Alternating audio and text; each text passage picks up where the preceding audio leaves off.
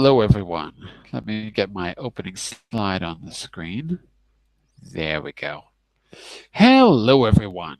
This hour on Verbling, the next in my Hot Topics series, we are continuing our hot topic today with the science of wrong. How wrong can be, particularly years ago at the dawn of science. And we're talking about in light of recent discoveries on Mars and how that's exciting scientists about the possibility of life. What happened the last time scientists thought they found life? We're turning back to the 19th century and looking at some interesting case studies about how wrong science how wrong science was when it was wrong. Well, it's not really science. You'll see in just a minute. First, a little bit about me. I'm John Eric, your Verbling teacher for this hour. I'm an American teacher from New York, hanging out in Lisbon, Portugal to bring you this class. By the way, here are 3 quick rules to help you participate. Don't forget to turn off, tune in, and open up. That means please turn off your microphone when you're not speaking so we can keep the classroom quiet. Tune in to the new words and phrases that you're learning. Use them as actively as you can so I can correct you and give you feedback. Finally, open up to your classmates. Relax and have fun. We're all here to learn, and this is a safe and respectful place to practice your English. And this is where we left off. And Igor, you had a question. I cut you off. Well, you never really voiced your own opinion on all that. I would just like to know your own opinion on all this. Ask me a direct question and I'll give you a direct answer. My opinion about what exactly? This article. I think Dick was kind of a genius. That's what I think. Well, I think he was being genius. I think he was. I think he was being very logical within his understanding of the world. So within his limitations, I think we have the same limitations today. That's what it means to me. What's interesting is he couldn't conceive of a universe outside of his Protestant theological worldview. He saw the world with, a deity, and this deity created objects of beauty, and we were here to appreciate the beauty. And within that system, he tried to be as logical as he could. So it's interesting. But I think the real point is, what does that say about us today? What kind of limitations do we have? And the reason I showed you those films and those from the beginning, those films and novels, was because I think they speak somehow, or they show us some of our own limitations and understanding. Well, I think that's what I try to point. Like, we gauge everything with how we experience. It's like we have wars. We think that aliens would also wage war. Right. They're probably not that stupid.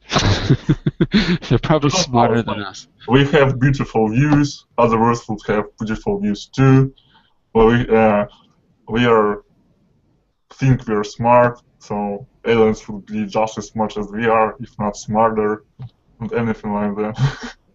It's true. I've never seen a dumb alien. I've seen a lot of movies, and they're all pretty smart. I've never seen them do anything stupid. So maybe you're right about that. But yeah, I agree. It's like trying to figure out, it's very hard to be objective. But I think what's great about those 3 examples from the beginning, The Man on the Moon, Trip to the Moon by Georges Méliès, The War of the Worlds, and then the 1956 film, is that there's a kind of naivete. There's a kind of, something that we can look back and say, oh, they were so naive at the time. And for me, it's trying to figure out, well, how are we naive today? Has our worldview changed in any way? So that's what all these articles mean to me, anyway. What about to you, Daniel and Shadow?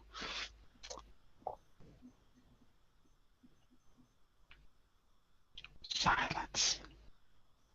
I'm sorry, I didn't get it. I'm so sorry. Igor asked me, what do I think about these articles, or the first one we read? So my opinion is, looking at the limitations of the way they used to think, for me, helps us to understand our limitations today and how we look at the universe today, whether we're limited or whether we've progressed I mean, we certainly have more math than we used to. We certainly have better instruments. But do we have a better understanding today than we used to? So that's the question that it raises for me. So what's your reaction to the article? To be honest, I like this guy, Dick, because really, I like cool. because he think and he's trying to watch the words around him when he's talking about waterfall and when he's talking about sunset, and he's trying to even if his result is wrong, even if it's, but he's trying. So because of that, I really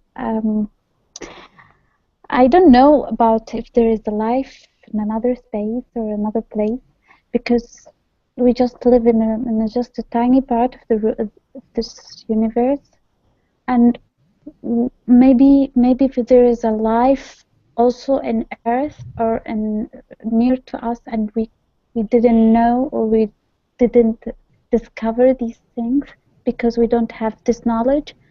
Maybe after many years we will know. So it's something good that people start to think and start to try. It's a healthy thing.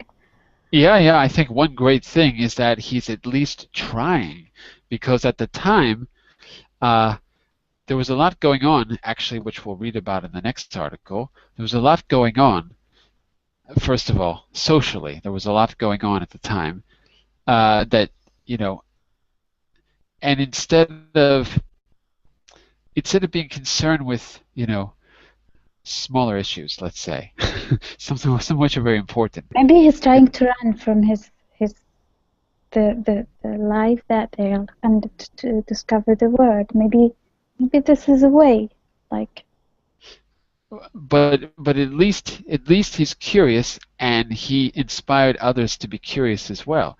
So I think I agree with you about that. It is very healthy. I agree completely about that. Well, I've got another one for you. This is the one about the astronomer's son, and you can already see what we're going to read about because you can see the little picture there. Yeah. Daniel, I know you believe in aliens. You've talked about it many times. Yes, I believe. I know you believe I'm an alien, but I'm not. Daniel, when you think of aliens, do you think of little bat creatures like that in the picture? Is that how you picture aliens? Is that Martians or moon people? No, maybe I cannot. Are the wings bigger or smaller when you picture them? No, I cannot imagine the feature or the size of the aliens. These aliens, I believe it. These aliens are on the moon. These aliens are invented by humans, by human. You think? Imagination. No. Yes. No, can't be. Well, actually, in this case, you're probably right. So this is another short article, but it's really interesting, about the astronomer's son who eclipsed Dick.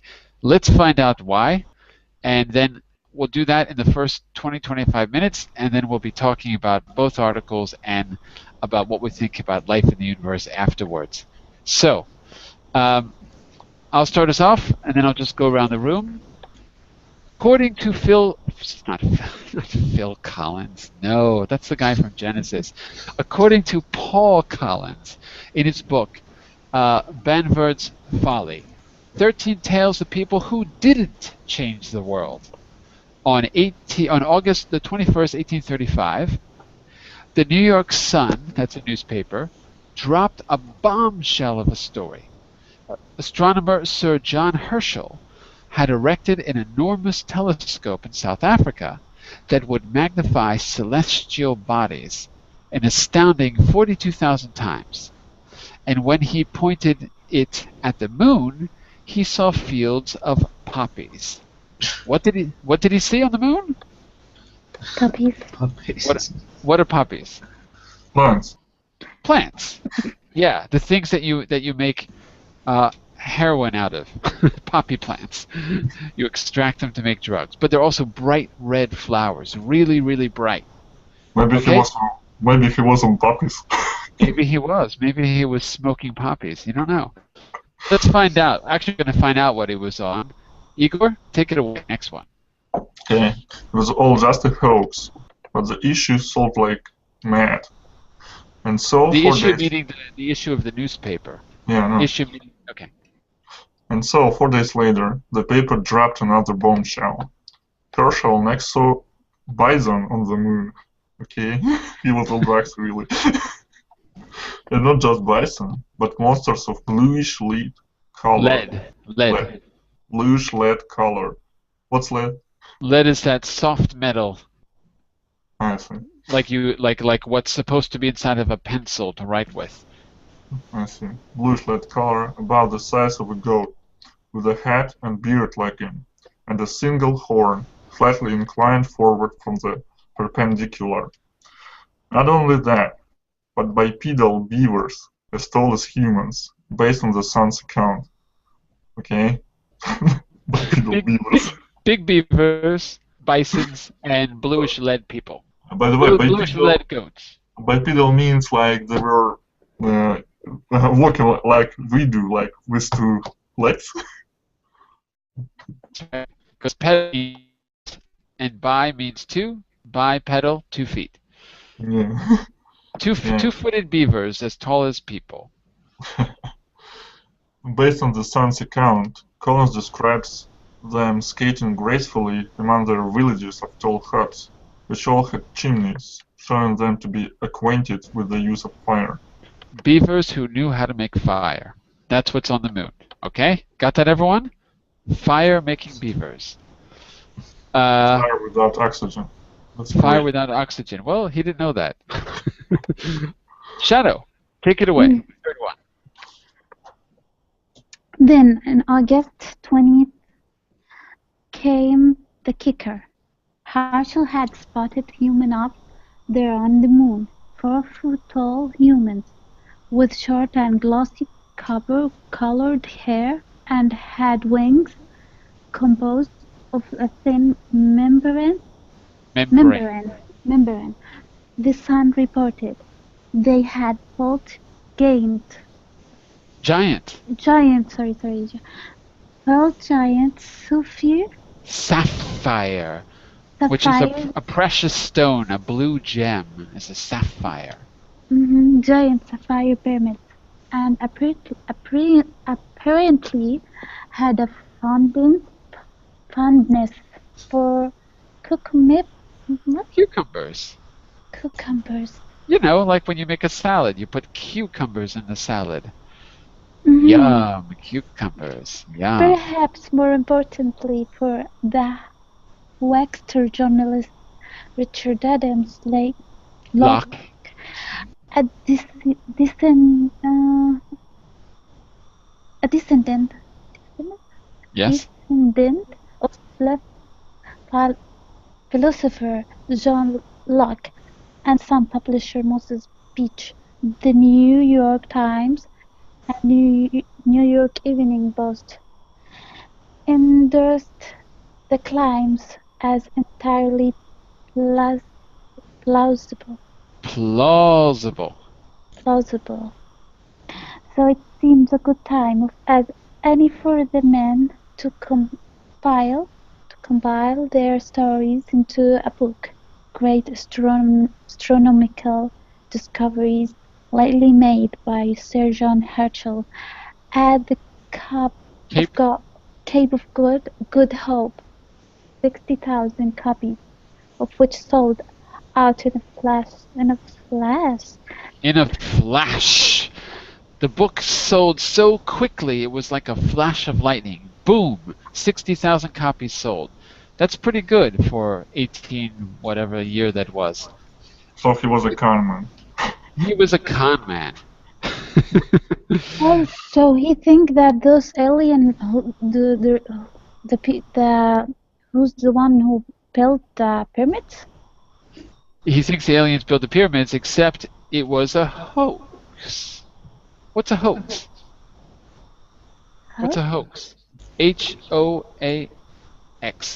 Because remember up here, it says the hoaxer journalists. Is a hoax something real? No, it's For example, the War of the Worlds radio broadcast was a hoax to make people believe that New Jersey was invaded by aliens. So And is a it's hoax true. something real or something Actors. actors? A hoax is something? A phone hoax is the worst of its kind. A phone hoax? A phone hoax? Yeah, On the it's like- telephone? Yeah, like you're, calling the police and tell them that, like, Ah, or maybe to the fire brigade, or calling them telling there is fire but there is no fire, and you're deceiving them. So it's just a hoax of this It's kind. like No. trick people. it's like a trick, exactly. It's like a trick. So it's a trick, but did the newspapers report it as a fact, or did they report it as a trick, Shadow? It's a fact. As a fact, because it was endorsed as plausible. Endorsed means that they stood behind it. They said this is a fact. They Okay. didn't say it was a fire, they said it could be true. They implied heavily that it was a fact. Yeah, but it's like they left some room for them, to back out if something was bad. They did, and they covered their tracks later too, as we'll see. So Locke eventually made the mistake of confiding his secret to a journalist friend, because he knew that he was playing a hoax. But he confided his secret to a journalist friend, as if you needed another reason not to trust journalists with secrets. Edward Snowden, anyone? And the whole thing fell to pieces. The Sun, that's the newspaper, the Sun, ever the champion of public good, claimed, no joke, that it was actually all a public service to get the nation to stop worrying for a second about the whole slavery thing. So the Sun is trying to say that to distract people from slavery, they put out this crazy story about winged people on the moon in giant pyramids. Yeah, that's an impressive means of sabotage, I think. They could have said anything, but they said there were bad people on the moon. It makes perfect sense. Back to you, Igor. Oops, I'm trying to highlight the text. 1 second. There you go. Okay. Dick died in 1857, and his books on the many beings of the universe went out of print not long after. Remember at least- Dick from before? Yeah, I remember. The 22 trillion alien guy. That's Dick. Okay. Very hard to forget the guy with this kind of last name. And there's his picture. He looks sad. Due at least in part, according to Collins, to the fact that Dick's narrative became almost less credible than Locke's. The compiled newspaper Hoaxes went through 5 editions, the last published in 1871, and just 2 years after Dick's death, Charles Darwin published On the Origin of Species. Dick's brand of natural theology, long on the wane, would not survive it. Darwin had put forth a shocking theory, for Victorian minds at least, that explained life as we know it without a creator. Even true scientists with strong allegiances to God, like Richard Owen, who famously battled Darwin's blasphemous idea to his death, were snuffed by the intellectual tsunami that was evolution by natural selection. And just one thing. Long on the wane. That's not an expression you hear every day.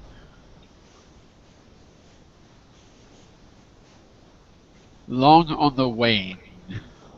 Long on the wane. Yeah, this is an unusual expression, but so was natural theology something that everyone still believed in? No. No. Well, some people still believe in Some people did. it. Yeah. So long on the wane means that fewer and fewer people were believing in it. It was, wane is decline. So it was declining for a long period of time. It was long on the wane. Because we have wax and wane. Wax is when the moon is full. Wane is when the moon is actually getting smaller, like a sliver. So we can use that poetically to say full, increasing, or sliver thin, decreasing. Wax and wane. So this is long on the wane. Who was after? Shadow? I think it was you. I can't remember. No, I'm lost. Who's next? Somebody. I think Igor. Oh no, I think yeah, it's me. It's you. Go for it. It's me or I'm not. I think it's Daniel. I'm not Daniel, sure. go for it. Someone.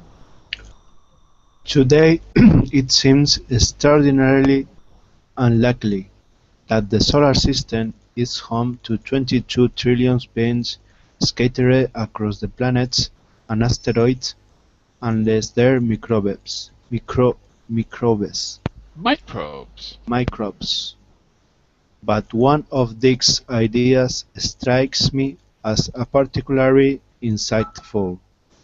Intelligent inhabitants of Venus are blessed by God with enormous mountains, which they might climb to enjoy the vista. Climb or climb? Climb. Climb. They might climb to enjoy the vista. Okay, not that bit specifically, but the idea that we need not imagine there will be any great difficulty in ascending such lofty eminence. For the inhabitants of such worlds may be furnished with bodies different from those of the human race, and endowed with locomotive powers far superior to ours. Okay, so the author of this article from Wire magazine, he likes one of Dick's ideas. He's not being, I don't know how clear this part is, but Daniel, what does he like about Dick's ideas? Or which ideas he like? What does he like about it? Is that clear? More or less. Not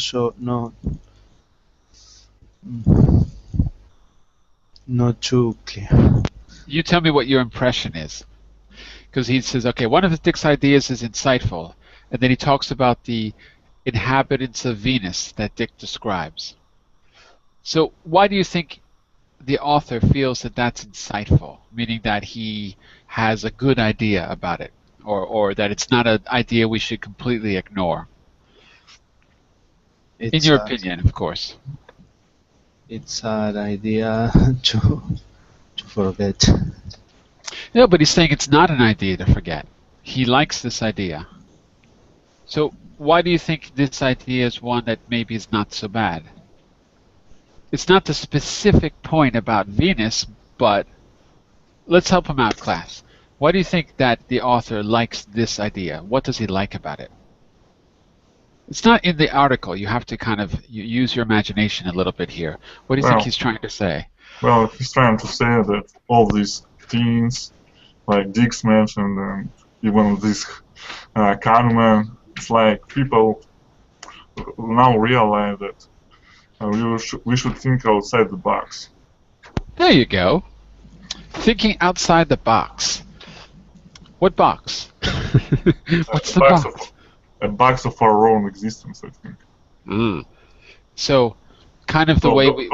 Don't measure everything by the gauge of your experiences, I think. There you go. Yeah, I think that's part of it. Thinking outside the box. And, well, he's going to go on to explain the idea a little bit better. So, why don't you take that one, Igor? I think this is the last paragraph, too. Today, we expect the very same of our aliens. Now we don't have any evidence of their existence, but we can be pretty confident that if it were possible to survive the insanely hard surfaces of Venus, life would have to look a whole lot different than what we have on Earth. More realistically, we can only imagine what life might look like in the icy seas of Jupiter's moon, Europa. I'm willing to bet it isn't bipedal beaver though. Why not? What's wrong with bipedal beavers? I don't know. I think that's excellent. Are there any any trees? Not on Europa, but I'm sure there are beavers. Let's see what you can recall from the two articles. Class, all of you. Why did Dick want to create a large triangle in Siberia? It was some kind of measurement for him, like a starting point. I don't know about that. Measurement? I don't think so. Well, I don't know, maybe I didn't get it this long. Well, it was really big, right? Yes. Really big. Daniel, Shadow, do you remember? No? Nobody? Really? No one? Give us a hint.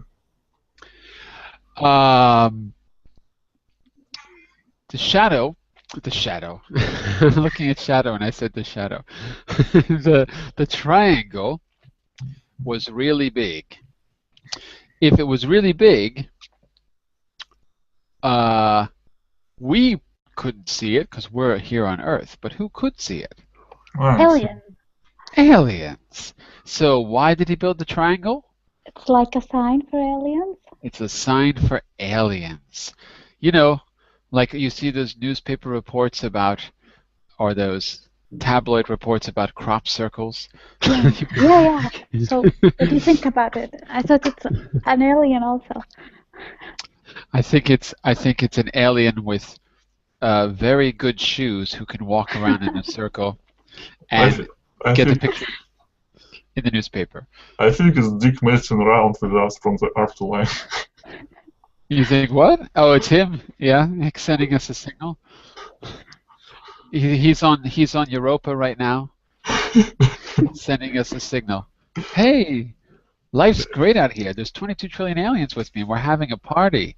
Living with bipedal beavers. But why beavers? Why couldn't he? I mean, why not something else? I don't understand why. Why beavers? Anyway, so number one is it was a signal to the aliens because it was so big that he thought they could see it without a telescope. Someone out there would be able to see it. Question number two: how did Dick know that there were 22 trillion aliens? Well, he calculated the density of population of England and applied the same measurement to all of our systems.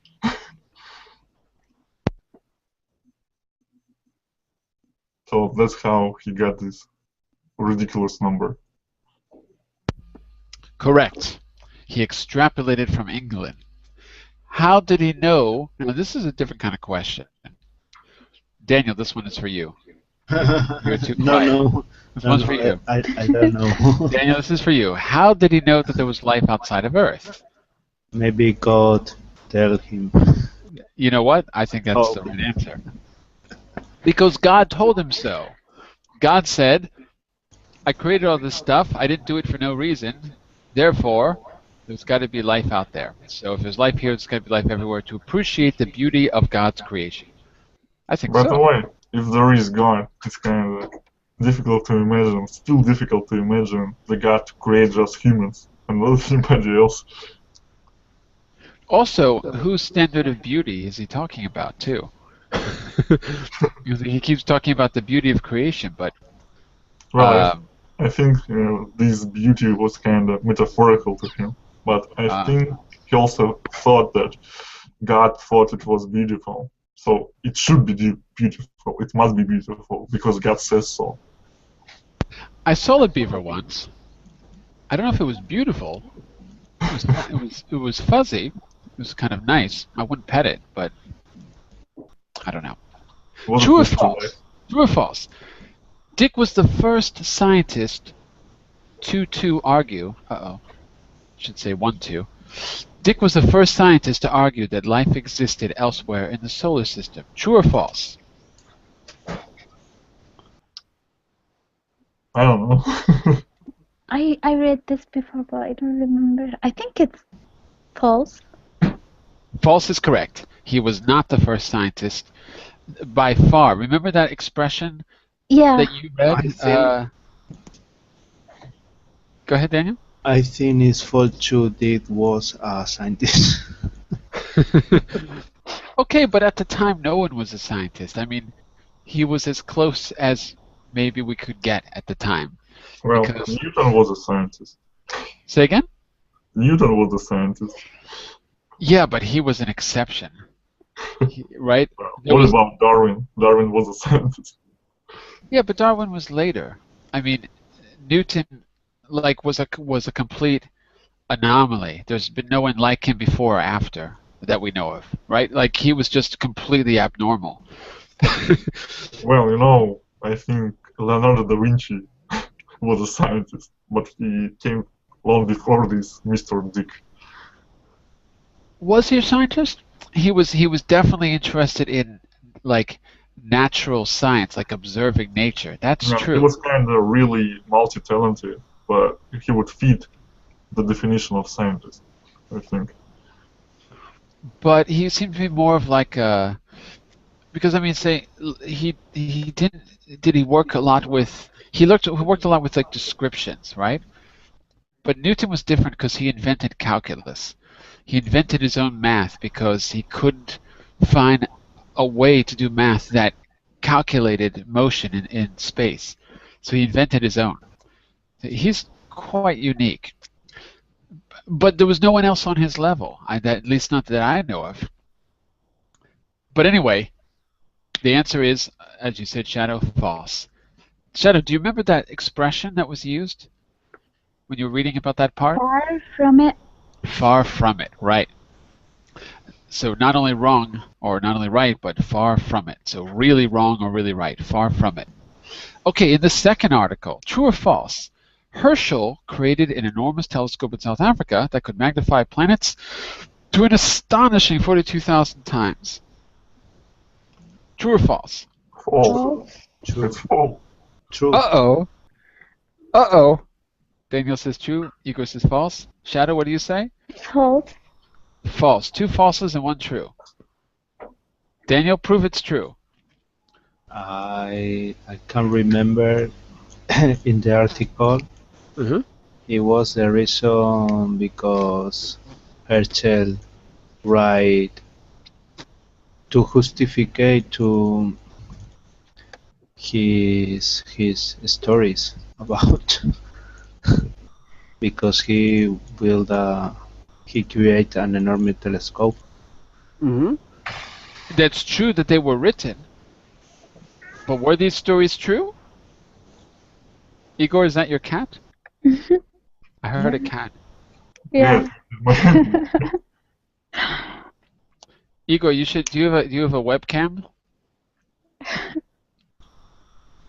Why? so I can see your cat?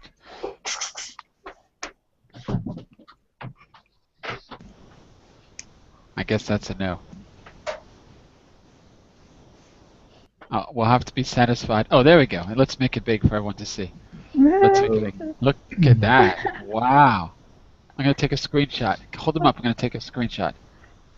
Hello, cat. Hi. Wow.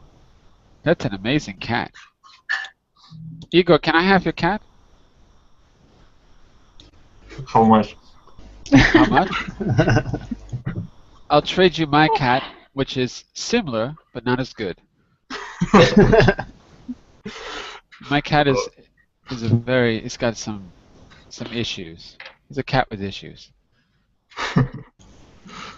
My cat was not raised with other cats, so he's never gotten his behind kicked by other cats. So he doesn't understand where the limits are.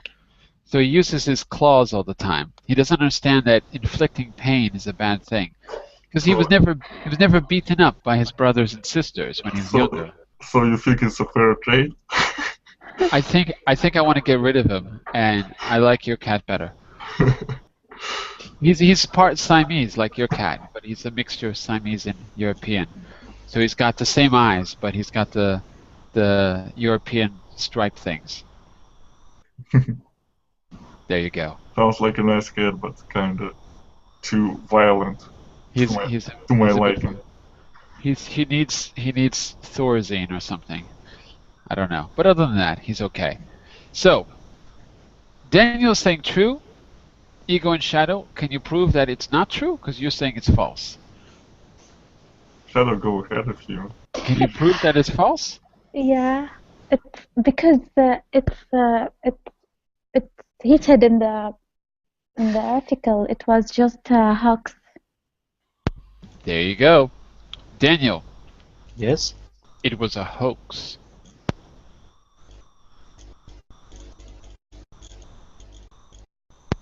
Daniel? Yep. It was a hoax. Hoax. I don't know what it means, hoax. Ah, that's the problem. Look in the chat window. Do you see what Mustafa wrote in the chat window there? Yes. Hoax. Humorous Hoax. or malicious deception. Mhm. Good definition. So, they knew writing the articles that it was a hoax. It was a deception. They knew from the beginning. What they really wanted to do was to see how far they could get and cash in on their hoax and publish a book and sell it. And they did for 20 years. They fooled people. Not everyone, but they sold a lot of books. True or false? Herschel claimed to have seen beavers with 4 legs as tall as people.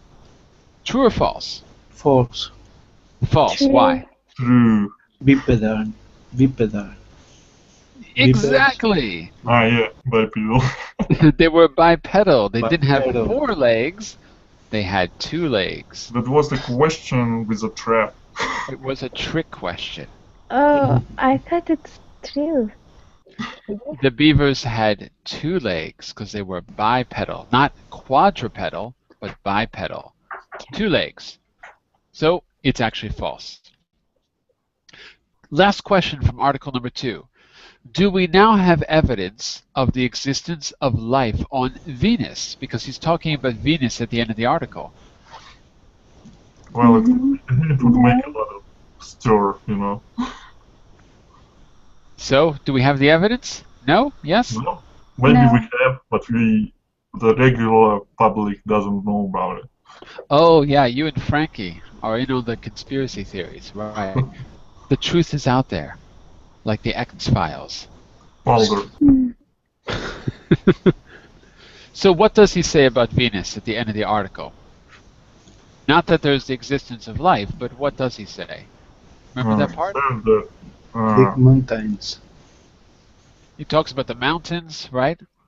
That's Mhm. true. He talks about the features of the planet, and what's his it talks point? about that we have to realize that if there is life on Venus, it would be different from what we are used to see. Like they would get better bodies because of high mountains or something like that, just to climb them.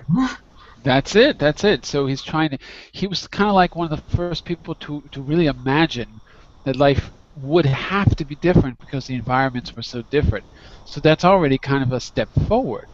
So in a way, he was limited, but in another way, at least he was imagining things and being somewhat scientific about it. So it's interesting. So that was the point that the author liked.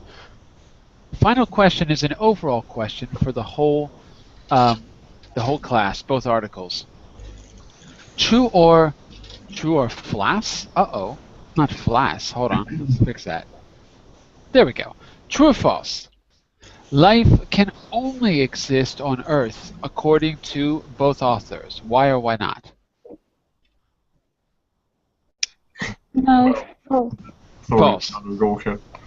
Oh, False. sorry. False I think it's because false. Because um,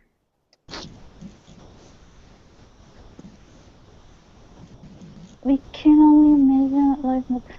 I think he's just talking in the last paragraph about how there's maybe there are another creature, but with another shape that it's flexible with their environment. Not okay, and Igor, what would you add to that? Well, it's absolutely false because both authors were talking about life on other planets. One of them were talking about life on on the sun. So it's kind of telling. Well, I meant the authors of the Wire magazine article, not the authors of the newspaper articles in the 19th century. That's what I meant. But you're right. You're both right. It's false. They never state that life can only exist on the Earth, and we get the sense that they think it could. Otherwise, why would they like that idea, as Shadow said, that we have to think about the environment and how different they could be? And he said, we expect no less today from our aliens to be different. So we still have that to be very different. Just a question. Oh, I didn't finish these. My fault. I thought I wrote these out, but I didn't. What do we mean by life? Before weighing in on the debate, we should first understand what we mean by concepts such as life, alien, and science. We should start with those concepts. So, first of all, what do we mean by life? What is life? Life is a living yeah. being. The Life ability is to be in existence, to be in this world. And I think there is a difference between a sapient life and a life that just exists like in the form of just dumb animals or bacteria. But I think life is any entity that can produce copies of itself in some way. And so if you can reproduce, you're alive. if you can reproduce, if there are some processes in your body that lead to your self-preservation or something like that. So, and most of all, if you're a sentient being, Sentient. yeah, if you're a sentient being, the thing that is most indicative of life is your ability of self-awareness, to think, to see things, to analyze things. Good word, by the way. We should get a definition. Let's see if I spelled it right. Oh, what happened? What's my definition? Oh, I did. Sentient. To perceive or feel things. I don't know if I like that definition. She had been instructed from birth in the equality of all sentient forms of life. That's not a very good definition. Capable of feeling, sentient. Well, it's a good word because it's a form of the word to sense. We have senses. If we sense things, we are sentient. Usually we mean sentient to mean being, as you said, self-aware, aware of ourselves and the surroundings. So, what do we think? Daniel, Shadow, if you can preserve yourself, reproduce, and particularly if you're self-aware or aware of your surroundings, you are alive. Doesn't that mean that a robot, one of those Japanese things that they're always coming out with, wouldn't that be life then? Because they're aware of their surroundings. They're constructs. They're not alive. They're not alive because? Something biological. And their self-awareness is really limited, and they can't take independent actions. Oh, they can't take independent actions. That's a new criteria. Yes, like criterion. If an artificial intelligence can take independent actions, think for its own, then I think it could be stretched to be alive, to be kind of called alive. But I'm not sure here, of course. So the problem there is defining what is acting upon something and what is independent actions, where the line is. Because right now we're speaking. Are we taking independent actions by speaking to each other, do you think? I think yes. We could, refuse talking and we could just go away, but we want to talk. I think so too. But couldn't you also argue that it's our entire life experience and the experience of being in the rooms we're in and the experience of perceiving what we're perceiving that in some way is making us say these particular things? That in some way, although it's complicated, it's ultimately the environment which is speaking through us. No, that's kind of crazy. So, how did the environment make you choose this particular question for the lesson? What's that? How did these particular questions come up? Yeah. How did the environment make you choose this question? Why not another question? Why this question at this time? Right. I didn't say I agreed with it. I just said this is something that could be argued. In fact, when people talk about these arguments, it's usually about simpler things that are easy to observe. Language is nearly impossible to observe. We don't understand how language works. So I agree. It's too complicated. But if we can think of a more mundane example, getting up and turning on the light switch, to what degree did we decide to do it? To what degree was it the environment acting on us? I think if we look at I think in this terms, for example, if there is danger, your immediate reaction is to run away, to hide something, to be away from danger.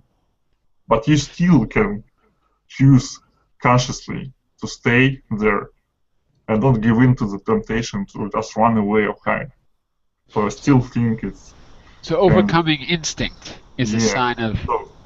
So it's your ability to take independent actions, to think for your own.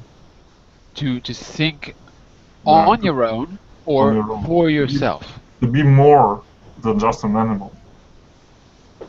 But be careful of that expression. It's either on your own or for yourself. Think for yourself or to think on your own. I see. All right. So, if life is... we got two things. We got life, which is... I like that idea. So, the ability to take independent actions, okay? Not just be acted upon. Okay, so then what would alien life be? Because if you follow some of the science, you know that alien life is being looked for by scientists here on Earth. It's the most logical place to look. And so they go to places like volcanic areas. Yeah, so I think the idea here that it's alien life is any form of life that is somehow different from our form, like a different DNA. Right. Yeah, that's the example I was thinking of. There are these guys out there in volcanic springs where you have this water that has high degrees of high pH balance and acidity, and it should be dead, but it's not. It's teeming with life, with bacterial life at least. And I don't have this memorized, but if I remember right, one of the things that was found in one of these regions was something that appears to have different DNA, like you said. Is it about, I think I've seen this kind of thing, but it was refused. Oh, was it? It was something I remember about. They thought they had found something that had an ammonium-based DNA instead of a purely carbon-based DNA or something like that. I don't remember exactly how it works. I don't know the science well enough either. So you think it was refuted? Yes, I think ammonium-based because they could eat things that would be poisonous to any other life form. Right, right. But it was, after careful research of the DNA sequence, it was stated that the DNA is exactly the same. It just consists of the same elements, just a little bit different, a little bit more complicated, but still the same DNA. These things are called, what is the word? Extremophiles, I think. Extremophiles. I think that's it. And there's one in particular that scientists love. It looks kind of like a bear, but it's microscopic. It looks something like a bear. And they like it because they can launch them into space without any air, where they can launch them into space with air, no gravity, no food, and they don't die. There's a name for these things. I don't know if I can find them quickly. Hang on a second. They also look great. That's a perfect survival right there. Yeah. Oh, extremophile. Yeah, here we go. Let me see if I can find you the one I'm thinking of. Maybe if I could just go to images, I'll find it really quickly. I can't remember the name of them. Yeah, this is it. This is the guy right here. Here he is. Let's see if I can make it a little bit bigger. They've actually got kind of like a face and hands.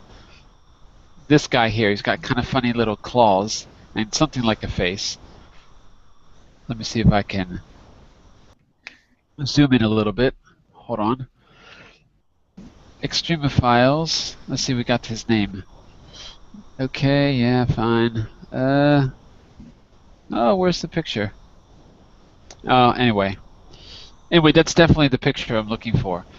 I can't remember the name of them. But the amazing thing, this guy right here, they look like little bears or like little boars or something like that. Scientists like them because instead of dying, they appear to be in a kind of suspended animation. If you put them in a place where there's no water, oh, here we go, water bear, that's it. That's them. Let's see if I can get a better picture. There we go, look at this guy. Isn't he pretty, Shadow? You like this guy? This guy. Nice, huh? He looks kind of, Nice eye. artificial. It's not eye. It's not a eye. That's a eye? mouth. That's a mouth. How big is this guy? Let's see. Very small. It's a fat bear. He must be Russian. Probably. Russian. He's a bear with 6 legs, though. There you go. And then let's see if we get a better picture. That one you can't see very well. Hold on. There we go. This is a nice one. And here he's talking. Let's see what he's saying. My very being is made of midichlorians, and no, it doesn't matter. Okay, who cares? Anyway. Is it really his face or is it his anus? I'm not sure. I think it's both. Because, why do you need 2? Just have 1. Economize. The funny thing is, so they'll put them in space without any oxygen, without gravity, they'll literally put them in space, and then they'll come back to Earth, and they just, rather than die, they reawaken. It's like they just sort of turn off and then turn back on. So it's a good example. Something like that.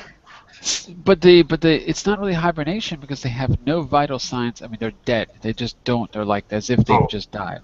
So they die, but then they just resurrect. That's the idea. These are the Jesus Christ microscopic water bears. They just come back to life. As I said, it's a perfect survivor. And they look great. And they come in matching colors too, so you can get them to match the drapes, the curtains in your house. No, they don't. That would be nice though. But, Order them now. But how long can they stay in space? You'll have to ask our friend Wikipedia for that. Oh, look, Daniel, here's one for you for Christmas. Look at that. So cute. You can get that on Etsy. Go to Etsy.com. Oh, that's great. Let's zoom in. This is great. Although this one has eyes. I don't think they really have eyes. Oh, that's great. Look at that. Wow. Wow. That's excellent. Anyway, so that was all because of the question about what is alien life. What is science? Last question. I mean, we're making fun of our friend Dick and John Herschel, or what his name was, William Herschel, or his son John, and the philosopher's kid or grandkid or whatever he was, Locke. But I mean, they were in a different period, so they weren't doing our kind of science. But why? I mean, what is science? Why? I don't know what I'm asking here. I know what I'm asking, but I don't know how to say it. We need a definition of science. They were being systematic, weren't they? They were being logical, even not the hoax people, but Dick was being logical about the 22 trillion. So why is that not science? Because you have to prove everything you you say. Ah. In some So way. his problem was that he didn't prove it. But hang on a second, Daniel. Wait a second. What about something like string theory? The idea that subatomic particles are not the smallest things in the universe, that there are these vast one-dimensional strings, and all of the subatomic particles are part of something much, much bigger that exists in another dimension. We can't prove that, but that is a scientific theory. At least some people claim it's a scientific theory. Scientists maybe. I don't. I can't. What about, for example, the theory of relativity? When Einstein came up with that theory, we've only gotten evidence of that recently, right? In the age of GPS satellites, that's when we have direct evidence that it's true. But in 1905, when did he publish the first paper? I think it was 1905. There was no way to know. So was that science? Was he doing science? Yes, it was science. It was science.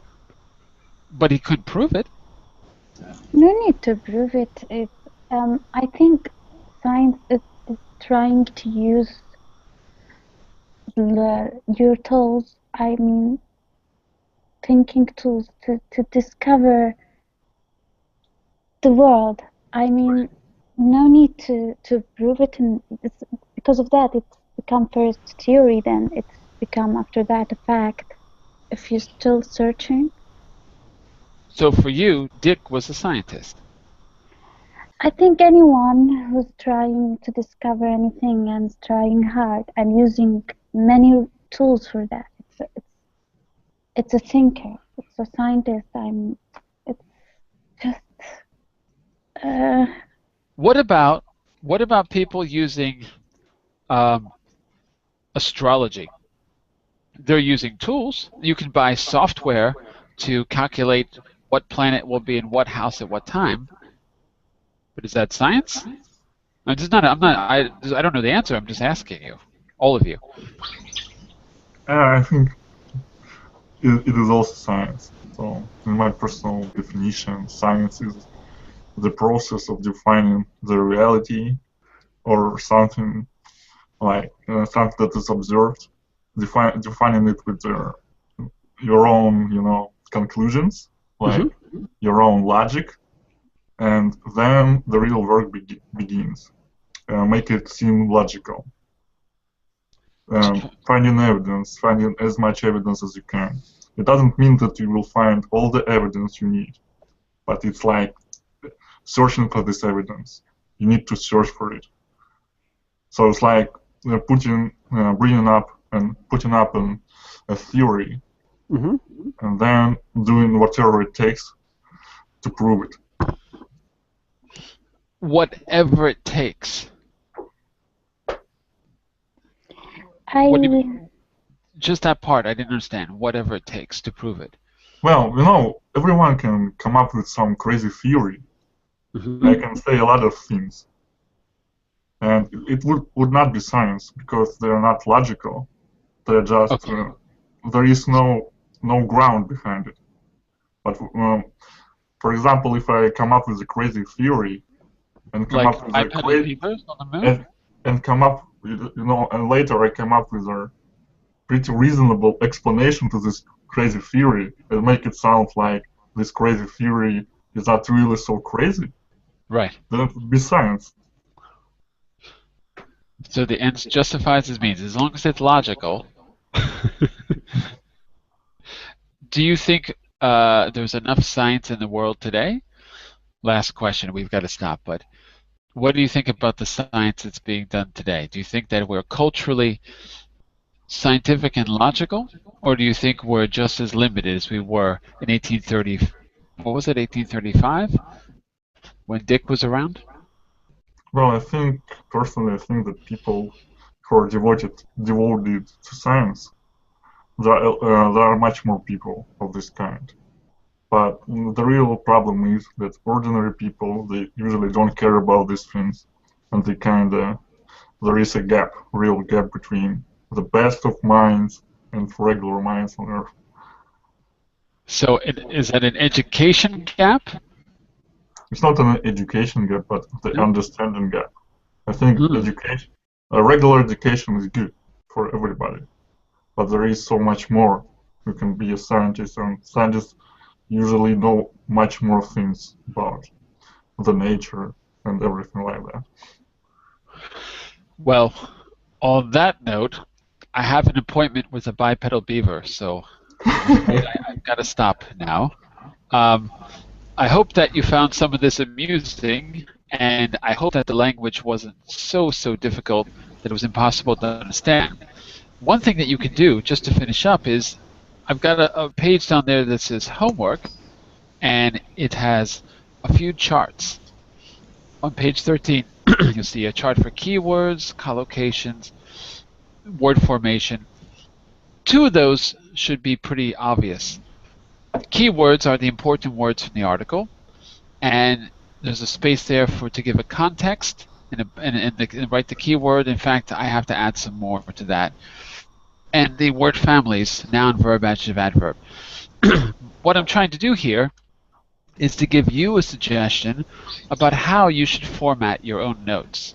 So you can have charts like that where you pick out keywords or expressions.